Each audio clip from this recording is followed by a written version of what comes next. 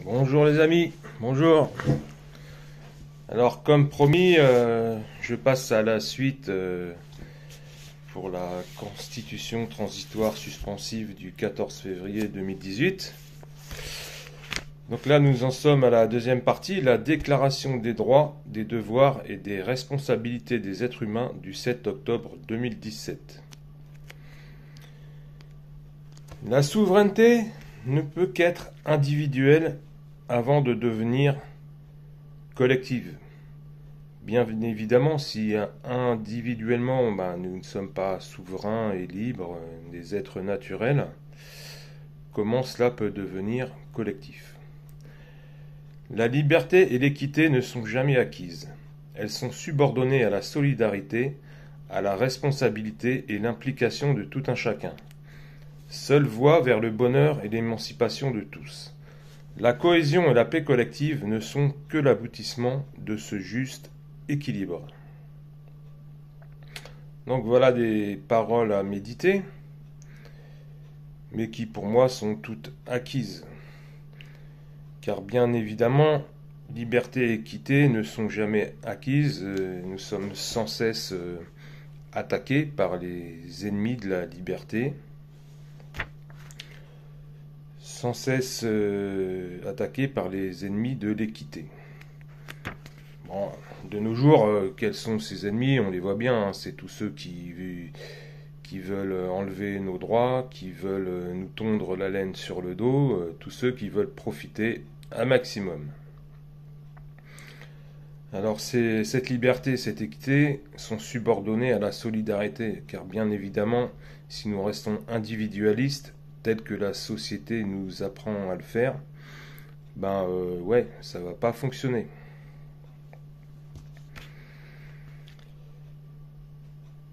Elles sont également subordonnées à la responsabilité et l'implication de tout un chacun.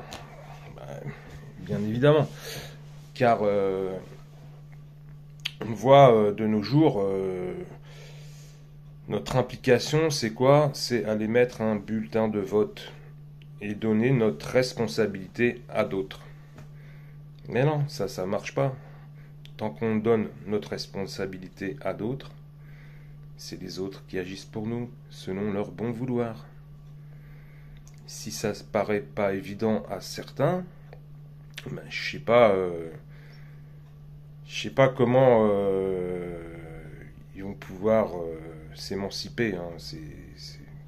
Ces personnes-là, toujours à croire qu'ils vont aller pouvoir voter pour un président qui va changer les choses, alors que le système est totalement verrouillé. Il ne va jamais permettre que quelqu'un qui soit anti-système, hein, qui veuille renverser la vapeur, agir pour le bien du peuple, ils vont jamais vouloir ça. Jamais, jamais, jamais. Voilà, c'est pour ça que tout président élu, hein, dans tout le monde occidental et même ailleurs, c'est de la tromperie. La cohésion et la paix collective ne sont que l'aboutissement de ce juste équilibre. Effectivement, c'est en ayant acquis tout cela qu'on va arriver à ce juste équilibre. Alors maintenant, je passe au préambule. Les êtres humains souverains, convaincus que l'ignorance, l'oubli ou le mépris des droits, des devoirs et des responsabilités universelles de l'être humain sont les seules causes du malheur du monde et de la corruption de tous les gouvernements, ont résolu d'exposer dans une déclaration universelle à l'adresse de l'humanité tout entière les droits, les devoirs et les responsabilités universelles, sacrées et inaliénables de tous les êtres humains. Que cette déclaration, constamment présente à l'esprit de chacun, nous rappelle sans cesse nos droits, nos devoirs et nos responsabilités sacrées, imprescriptibles et inaliénables, et qu'elles soient respectées par tous, sans aucune exception ni distinction, quelles que soient les circonstances, dans un monde en perpétuelle évolution. Effectivement, il faut quand même atteindre une certaine radicalité, hein. Bien sûr, dans une certaine mesure. Il ne faut pas non plus devenir des ayatollahs, mais il faut atteindre cette radicalité pour ce respect de l'homme et de la nature également. Pour que tous les êtres humains souverains, pouvant ainsi comparer sans cesse les actes de tous leurs représentants avec le but de la conservation de ces valeurs, ne se laissent jamais ni opprimer, ni avilir par la tyrannie, et afin qu'ils aient toujours devant les yeux et dans leur esprit les bases de leur liberté et de leur épanouissement.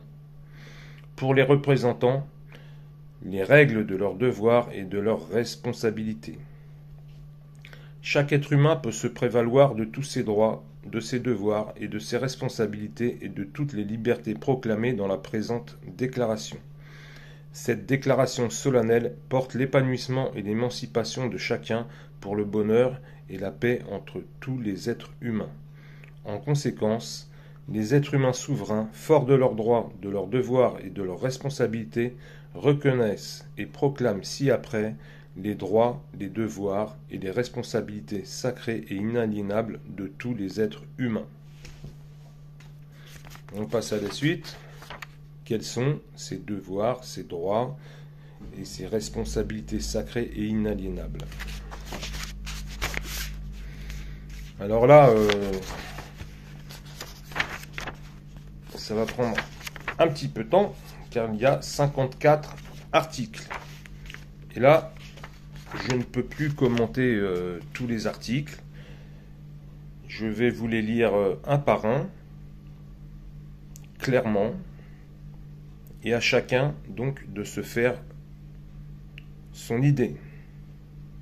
Pour moi, je l'ai déjà lu, c'est tout acquis. C'est-à-dire que la déclaration universelle des droits de l'homme actuelle, elle est devenue obsolète, c'est normal, de par la progression de la société. Il y a des manquements dans cette déclaration universelle des droits de l'homme. Alors, on y va. Article 1. Tous les êtres humains naissent souverains, libres et égaux en droit, en devoir et en responsabilité. Ils doivent agir les uns envers les autres dans un esprit de solidarité et d'équité pour l'émancipation et l'épanouissement de tous. Article 2. Les êtres humains souverains sont, de par la nature, tous égaux devant les lois naturelles. Article 3. Les droits primordiaux et absolument inaliénables sont la liberté, l'égalité devant les lois naturelles, l'équité dans l'abondance, la sûreté de sa propre personne, la liberté d'expression, la jouissance de tous ses biens et de ses créations, et la résistance à l'oppression sous toutes ses formes. Là, on voit bien que c'est tout à fait ce dont on a besoin à l'heure actuelle. La souveraineté, c'est-à-dire la libre autodétermination, réside intrinsèquement dans chaque être humain. Elle est imprescriptible et inaliénable. Article 5. Nul ne peut être privé sous quelque prétexte que ce soit de sa souveraineté et de ses droits naturels imprescriptibles, sacrés et inaliénables, sauf à avoir commis des crimes. Après, bien sûr, à déterminer ce que sont les crimes. Chaque être humain dispose du droit et de la liberté d'aller et venir partout sur la terre sans aucune restriction, sauf à répondre de la transgression des règles établies par chaque communauté. Voilà. Chaque communauté possède son autodétermination et définit ses règles. Article 6. C'est ce que je viens d'énoncer. Article 7. Le but de toute collectivité est le bonheur et l'épanouissement commun. Chacun en porte la responsabilité de manière équitable. Article 8. La liberté consiste en ce que chaque être humain souverain puisse faire tout ce qu'il juge utile, nécessaire et agréable pour son propre développement et son épanouissement, mais qui ne nuit pas à autrui. Ainsi, l'exercice des droits naturels imprescriptibles de chaque être humain souverain n'a de borne que celle qui assure aux autres êtres humains la jouissance de ces mêmes droits. La nature, la justice naturelle et la morale sont soumises à des lois de réciprocité et de complémentarité. Elles sont par conséquent indissociables. La liberté a pour principe ceux de la nature, pour règle celle de la justice naturelle, pour sauvegarde les lois universelles. Sa limite morale est dans cette maxime: traite les autres comme tu voudrais être traité, respecte la nature sous toutes ses formes, tu en auras un juste retour. Effectivement, c'est ce que vivaient les Amérindiens, par exemple. Qu'est-ce qu'on a fait de leur mode de vie? On les a transformés en esclaves, en alcooliques, en perdus. On les a mis plus bas que terre.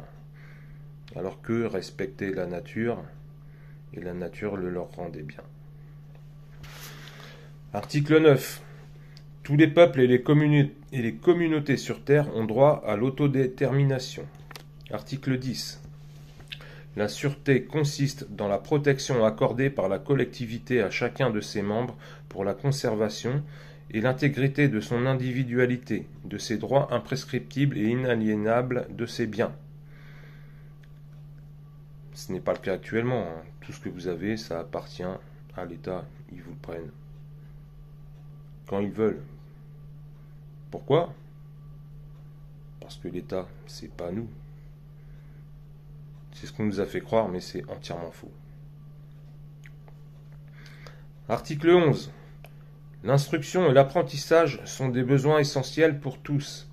La collectivité doit favoriser de tout son pouvoir les progrès de la raison et mettre l'instruction et l'apprentissage à la portée de tous les êtres humains de façon égale. Et donc pas avoir à payer des études pour qu'un fiston puisse devenir pilote ou je ne sais quoi encore. L'instruction se donne gratuitement. La protection de l'enfance est un devoir et une responsabilité sacrée pour chaque être humain souverain. La collectivité doit tout mettre en œuvre pour garantir à chaque enfant de la Terre son intégrité tant physique que psychique.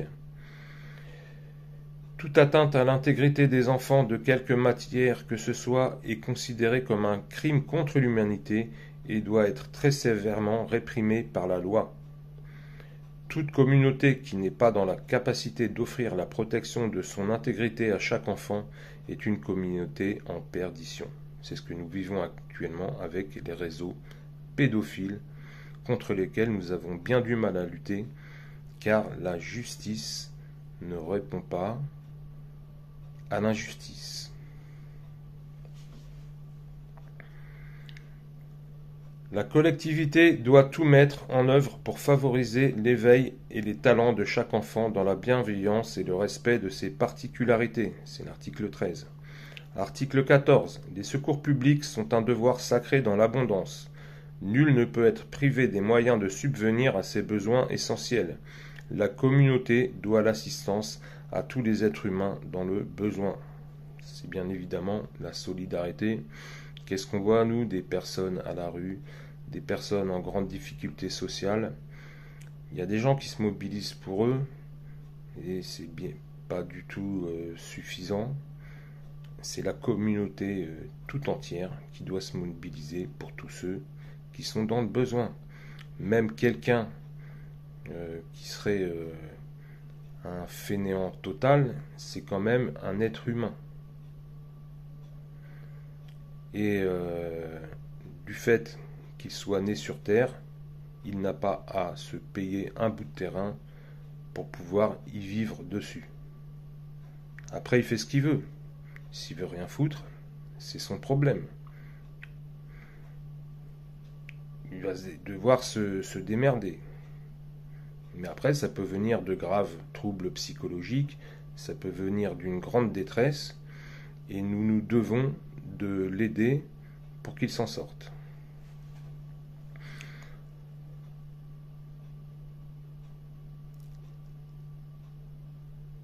Alors, où en étais-je?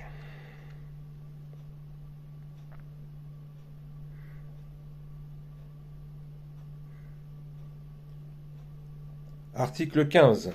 La garantie de la paix sociétale consiste dans l'implication de chaque être humain souverain pour assurer à chacun la jouissance et la conservation de ses droits. Cette garantie repose sur la responsabilité tant individuelle que collective. Elle ne peut exister si les limites des fonctions publiques ne sont pas clairement et formellement déterminées et si la responsabilité de tous les agents publics n'est pas entièrement assumée. Ouais. Article 16. La libre communication des pensées et des opinions est un des droits les plus précieux de l'être humain. Ainsi, tout être humain souverain a le droit d'écrire, d'imprimer et de diffuser ses opinions. Tout être humain souverain a droit à la liberté d'opinion et d'expression tant que celle-ci n'appelle ni à la haine ni à la discrimination, ce qui implique le droit de ne pas être inquiété pour ses opinions et celui de chercher, de recevoir et de répandre les informations et les idées par quelque moyen d'expression que ce soit. Article 17.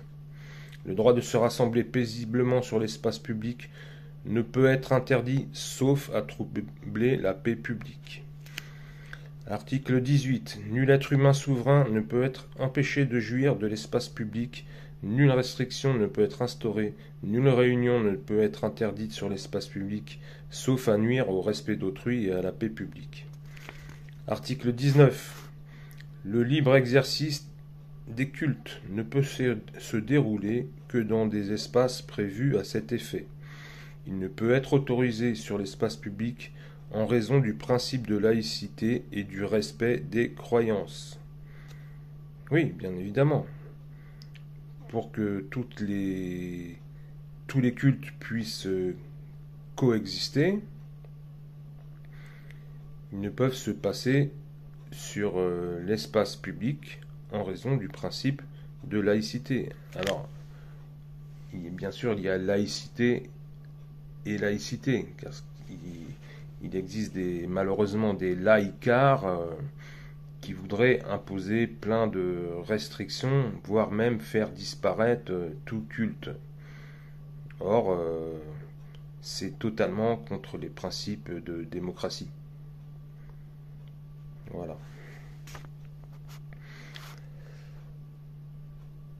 Article 20. La loi ne peut être que l'expression de la volonté générale, et pas la volonté de quelques-uns. Elle doit et ne peut établir que les limites de l'organisation de chaque communauté. Le peuple souverain est seul à pouvoir concourir ensemble à son élaboration. Aucune portion du peuple ne peut s'en attribuer cet exercice et aucun individu ne peut en déterminer seul la teneur. La loi ne peut obliger quiconque à quoi que ce soit. La loi est la même pour tous, soit qu'elle protège, soit qu'elle punisse. Seul un contrat formellement établi et consenti par les parties en toute connaissance de cause, sans tromperie ni malice, a valeur d'obligation légale. La loi est l'application sur la terre des lois universelles. Tous les êtres humains souverains sont égaux devant la loi, quels que soient leurs moyens, et ont droit à être défendus de manière équitable. La loi ne peut ordonner que ce qui est juste et utile à la société. Elle ne peut interdire que ce qui lui est nuisible. Article 21. Tout crime ou délit doit être puni de façon égale et équitable entre tous les êtres humains, quels qu'ils soient. Nul être humain ne peut se prévaloir d'être plus intouchable que les autres. Actuellement, on voit bien que c'est pas le cas. Pourtant, c'est de la pure logique, hein, quand on se veut démocrate. Peu importe sa tendance d'opinion. Si on se veut démocrate, on ne peut pas aller contre ça. Tout ce qui n'est pas, article 22, tout ce qui n'est pas interdit par la loi ne peut être empêché et nul ne peut être contraint à faire ce qu'elle n'ordonne pas. Article 23. La loi doit protéger les libertés tant publiques qu'individuelles contre l'oppression. Ouais, bonjour Macron. Nul ne peut être poursuivi ou condamné à des peines strictement nécessaires, qu'en vertu d'une loi établie et promulguée antérieurement au délit est légalement appliquée. Une loi qui punirait les crimes ou les délits commis avant qu'elle existât serait une tyrannie. l'effet rétroactif donné à la loi serait un crime. Article 25. Nul ne peut être accusé, arrêté et détenu que dans les cas strictement déterminés par la loi et selon les formes qu'elle a prescrites. Tout être humain appelé ou saisi en vertu de la loi doit obéir à l'instant. S'il est soupçonné ou accusé d'un crime ou d'un délit, il se rend coupable par la résistance.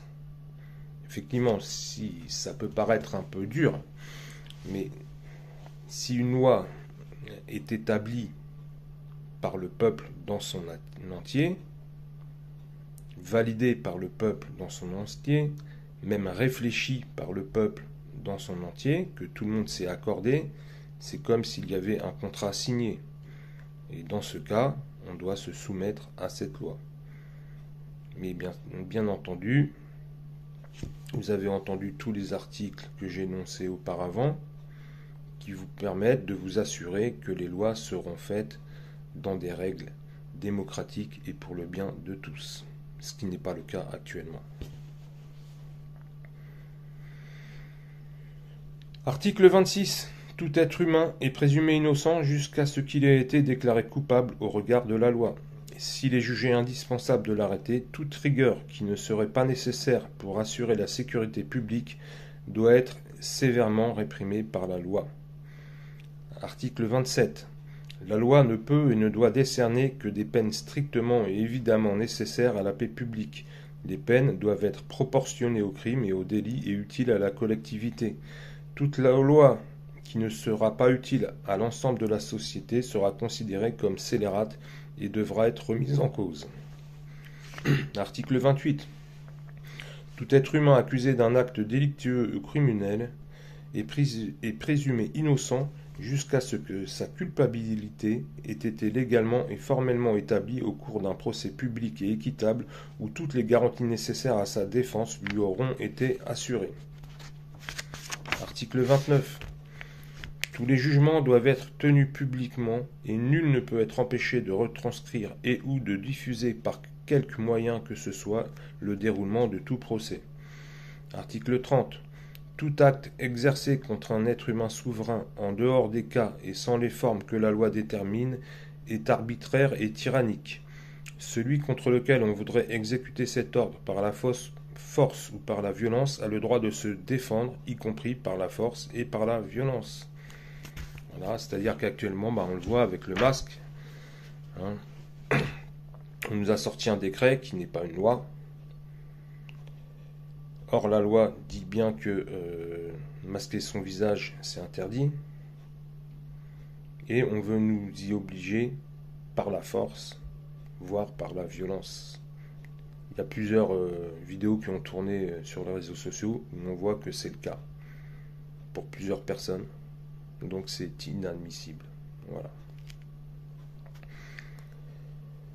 Article 31. Ceux qui solliciteront, expédieront, signeront, exécuteront ou feront exécuter des actes ou des ordres arbitraires se rendront coupables et devront être sévèrement punis. Il y en a plein qui vont être punis, je vous le dis. Article 32. Nul être humain souverain ne peut en aucun cas ni en aucune circonstance être soumis à la torture et à l'esclavage qui sont considérés comme des crimes contre l'humanité. Aucun individu, élu ou groupe de représentants des êtres humains souverains ne peut soumettre le peuple et les générations futures ni à l'esclavage, ni à aucune forme de servage. Toute loi qui serait promulguée contre ce droit fondamental, imprescriptible et inaliénable, serait une infamie absolue et devrait être combattue par tous les moyens nécessaires. Article 33. Nul ne peut être arbitrairement privé de sa nationalité. Article 34. Tout être humain a droit à la protection de la force publique pour garantir son intégrité et le respect de ses droits proclamés dans la présente déclaration. La force publique est instituée pour l'avantage et la sécurité de tous les êtres humains et non pour l'utilité et le privilège de ceux à qui elle est confiée. Encore bonjour, monsieur Macron. Article 35. Pour l'entretien de la force publique et pour les dépenses de l'administration, une contribution commune est indispensable. Elle doit être équitablement et progressivement répartie entre tous les êtres humains en fonction de leurs revenus. Voilà, c'est le principe de l'impôt, mais un impôt juste et équitable. Article 36. Tout agent public est dans l'obligation de rendre des comptes et de tenir tous les documents à la disposition de tout être humain souverain qui en fait la demande sans aucune restriction. Article 37. Nul ne peut être privé en aucun cas de la moindre portion de ses biens et de ses propriétés sans son consentement éclairé. Tout être humain souverain a droit à la garantie de la pleine jouissance de ses créations, de ses propriétés et de ses biens qu'il aura acquis par son travail. Le droit de propriété est celui qui appartient à tout être humain souverain de disposer et de jouir à son gré de ses biens, de ses créations, de ses revenus et du fruit de son travail, dans la mesure où ceux-ci ont été acquis de façon honnête. Tout bien acquis par la spoliation d'autres êtres humains souverains ne peut être considéré comme une propriété privée inviolable. Article 38. Nul genre de travail, de culture, de commerce ne peut être interdit à l'entreprise des êtres humains souverains, sauf à contrevenir aux droits sacrés et imprescriptibles d'autrui. Article 39. Tout être humain souverain peut engager ses services et son temps, mais sa personne ne peut être vendue. Un être humain ne peut en être en aucun cas et sous aucun prétexte la propriété de quiconque. La loi naturelle ne reconnaît point de domesticité. Il ne peut exister qu'un engagement de soins et de reconnaissance entre un être humain souverain qui travaille et celui qui l'emploie. Là, les entreprises, elles vont devoir sérieusement revoir leur mode de fonctionnement. Article 40. La famille est l'élément naturel et fondamental de toute collectivité digne de ce nom. Tout être humain et toute famille a droit d'être placé sous la protection de la collectivité pour la garantie de son intégrité. Article 41. Chacun a le devoir de porter assistance et protection à autrui, que ce soit dans le malheur ou l'oppression. Nul ne peut être inquiété dans l'exercice de ce devoir.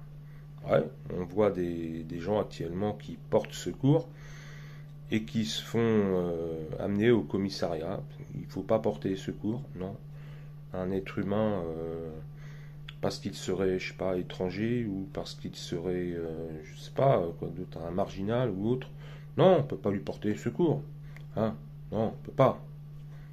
Allez, bande d'inhumains qui nous avaient fait des lois comme ça, ou qui faites cela, bande d'inhumains.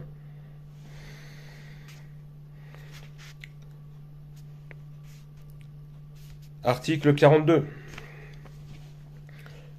Toute contribution publique ne peut être établie que pour l'utilité générale.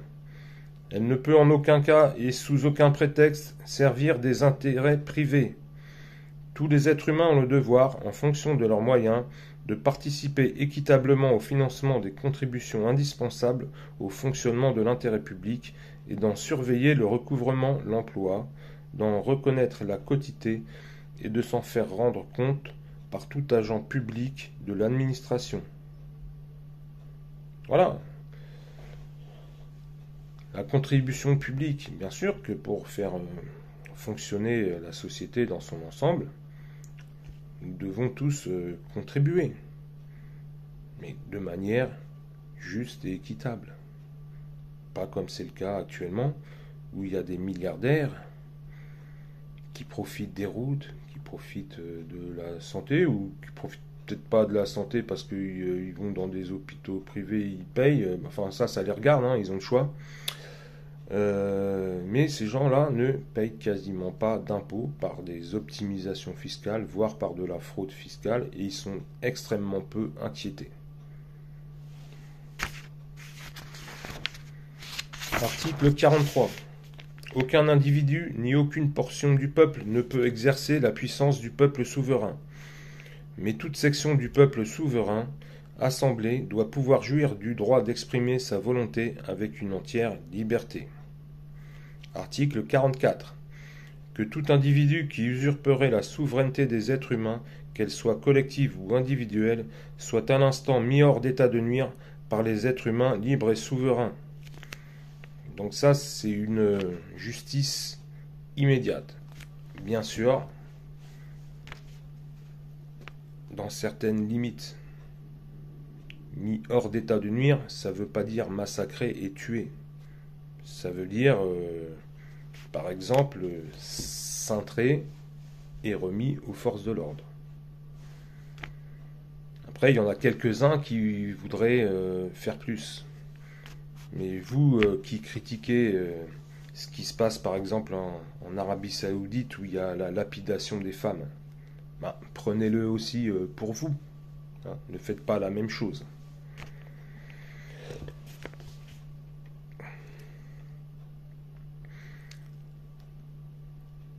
Article 45. Le peuple souverain a toujours le droit de revoir, de réformer et de changer sa constitution. Une génération ne peut assujettir à ses lois les générations futures.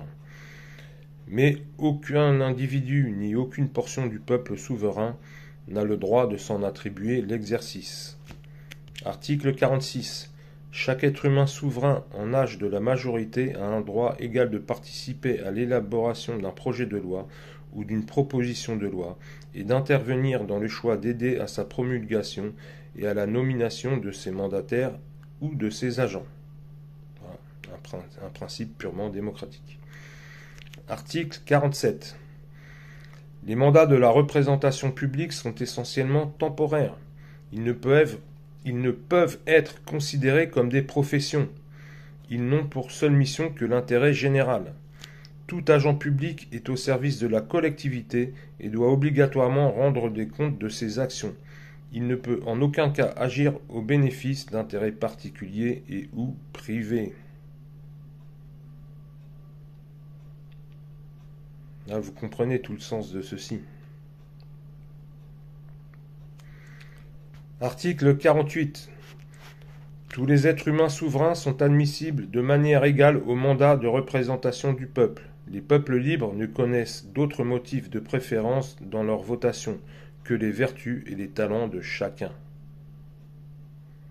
Et pas parce qu'on est le fils d'un tel ou parce qu'on est le notable de tel endroit, ou autre forme d'acquisition de mandat de représentation du peuple. Non. C'est par les vertus et les talents de chacun. Article 49. Les délits des mandataires, des êtres humains souverains et de leurs agents doivent toujours être sanctionnés et punis. Nul n'a le droit de se prétendre plus intouchable que les autres êtres humains. Article 50. Le droit de présenter des doléances aux dépositaires de la représentation publique ne peut en aucun cas être interdit, suspendu ou limité. Article 51. La résistance à l'oppression résulte de la conservation de tous les droits, de tous les devoirs et des responsabilités des êtres humains souverains. Effectivement, résistance à l'oppression. Et actuellement, comment peut-on résister avec les lois qui existent, avec la manière dont est pratiquée l'autorité? Très difficile. Là, dans cet article, il nous donne clairement le droit à la résistance à l'oppression. Article 52. Il y a oppression contre la collectivité lorsqu'un seul de ses membres est opprimé. Il y a oppression contre chaque membre lorsque la collectivité est opprimée. Article 53. Quand les représentants des êtres humains souverains violent ses droits, ses devoirs et ses responsabilités, le soulèvement, la désobéissance et l'insoumission sont, pour le peuple et pour chaque être humain souverain, les plus sacrés des droits et les plus indispensables des devoirs. Un peuple instruit et souverain ne sera jamais soumis. Dernier article, 54. Toute communauté d'êtres humains dans laquelle la garantie de ses droits, de ses devoirs et de ses responsabilités imprescriptibles et inaliénables n'est pas assurée ni la séparation et les limites des pouvoirs formellement déterminés pour le bien de tous, n'a point de constitution. Voilà. Auquel cas, si une communauté se formait et ne respecterait pas strictement la garantie des droits, des devoirs et des responsabilités imprescriptibles et inaliénables, voilà, elle serait d'ores et déjà considérée comme sans constitution et pourrait être reprise par notre forme souveraine, bien sûr sans tyrannie, sans oppression, mais c'est pour éviter que des tyrans s'installent, tout simplement. Voilà, je vous ai lu donc cette déclaration, hein, qui est la déclaration des droits, des devoirs et des responsabilités des êtres humains du 7 octobre 2017. Et le prochain épisode pour bientôt, pour continuer sur cette constitution transitoire suspensive du 14 février 2018, provenant du Phénix français. Merci à tous de m'écouter, de partager si vous le souhaitez, et de diffuser la bonne parole à un maximum de gens. Au revoir.